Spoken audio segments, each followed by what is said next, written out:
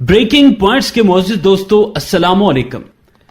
नाजरीन मोहतरम, आज की वीडियो में हम आप लोगों को चाइना की तरफ से आने वाली एक ऐसी डेवलपमेंट के बारे में बताने जा रहे हैं कि हर पाकिस्तानी सुनकर खुश हो जाएगा, क्योंकि वो जदीद टेक्नोलॉजी JF-17 थंडर में इस्तेमाल करना चाहता है और चीन का दावा है कि इसके बाद JF-17 थंडर 5th जनरेशन का हामिल तो नहीं होगा, मगर 4.5 जनरेशन और स्टेल्थ सलाहियतों का मालिक जरूर हो जाएगा। इसके बाद पाकिस्तान को कोई भी 5th जनरेशन तैयारा खरीदने की जरूरत महसूस नहीं होगी। नाजरीन मोहतरम, 5th जनरेशन का हामिल फाइटर जेट इसलिए सबसे ज्यादा खतरनाक नहीं कहा जाता कि इसमें हर किस्म के एक से बढ़कर एक एयर टू एयर मिसाइल और एयर टू सरफेस मिसाइल लगे होते हैं, बल्कि स्टेल्थ तैयारों को आज के दौर के 4th जनरेशन और 4.5 जनरेशन पर फैसला कुन बर्तरी की दो बड़ी वजूहात हैं। एक तो उनका डिजाइन है जिसमें 90 डिग्री के किसी भी एंगल को कन्वर्ट किया जाता है,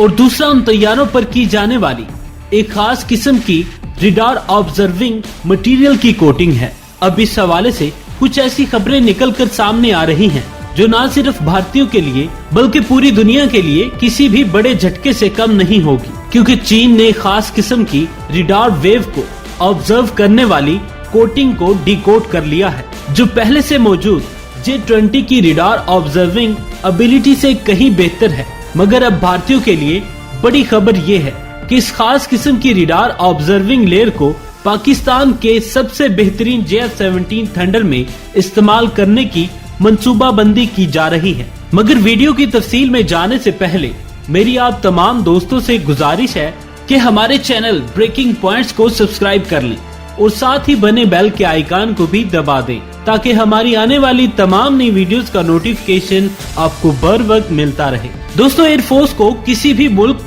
मिलिट्री का एक अहम सतून समझा जाता है, और किसी भी एयरफोर्स में एक फाइटर जेट को ही एक खास मकाम हासिल होता है, क्योंकि एक बेहतर फाइटर जेट ही जंग के दौरान मेजर रोल अदा करता है। इसलिए दुनिया की जितनी भी बड़ी एयरफोर्सेस है वो वक्त के साथ साथ अपने तैयारों को अपग्रेड करती रहती हैं, और इन तैयारों को वक्त के तकाजों को मलबूजे खातर रखते हुए इनमें नित नई तब्दीलियां की जाती हैं। दोस्तों, आज से 15-20 साल पहले तक अमेरिका, रूस और यूरोपीय ममालिक के तैयारे अपना कोई सानी नहीं रखते थे। वजह ये थी कि इन ममालिक ने वक्त के साथ साथ अपने तैयारों में मॉडिफिकेशन की और उन तैयारों को जदीद से जदीद तर बनाया। नाज़रीन मोहतरम, तैयारा साजी और उन तैयारों में इस्तेमाल होने वाली एडवांस टेक्नोलॉजी में ये ममालिक आज भी एक खास मकाम रखते हैं, मगर फर्क सिर्फ इतना है कि अब एक और मुल्क भी इनमें शामिल हो चुका है,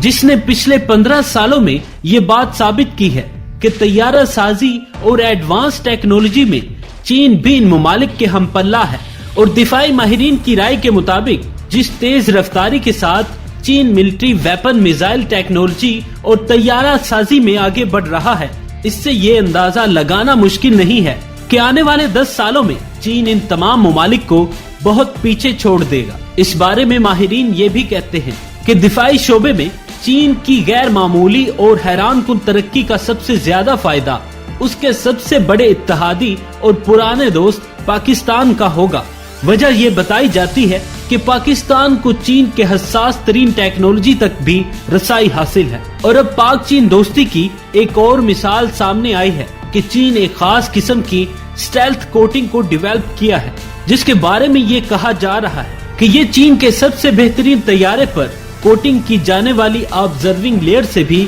कहीं बेहतर है। और अब चीन अपने दूसरे तैयारे जिनमें J-11, J-15, J-16 और J-10 शामिल हैं, इन तैयारों में इस रिडार ऑब्जर्विंग कोटिंग को इस्तेमाल करने जा रहा है, ताकि इन तैयारों को भी कुछ हद तक स्टेल्थी बनाया जा सके। यानी अगर चीन अपने इन तैयारों में कोटिंग का इस्तेमाल करता है तो स्टेल्थी तैयारों की तरह इन तैयारों को भी डिटेक्ट करना काफी मुश्किल काम हो जाएगा। पाकिस्तानियों के लिए बड़ी खबर ये है कि चीन इस टेक्नोलॉजी का इस्तेमाल JF-17 थंडर ब्लॉक 3 पर करने जा रहा है, ताकि इस तैयारे को भी पहले से ज्यादा एडवांस اور خطرناک بنایا جا سکے، اور اس بارے میں ماہرین کا کہنا ہے کہ JF-17 تھنڈر اور دوسرے چائنیز طیاروں پر ریڈار آبزرونگ لیئر لگانے سے ان کا ریڈار کراس سیکشن کافی کم ہو جائے گا، جس کی وجہ سے ان طیاروں کو بھی ڈیٹیکٹ کرنا کافی مشکل کام ہوگا۔ ناظرین محترم، اس کا ایک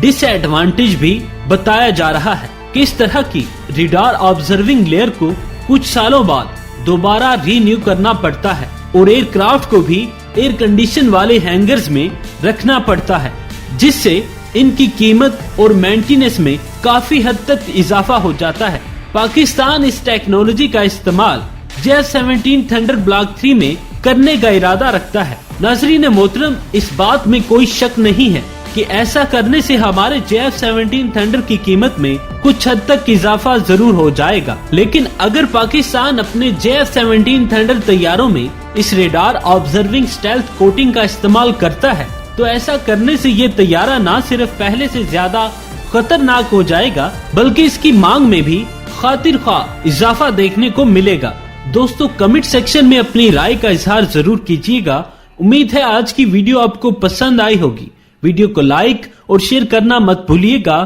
اگلی ویڈیو تک کے لیے اجازت دیجیے۔ اللہ نگہبان۔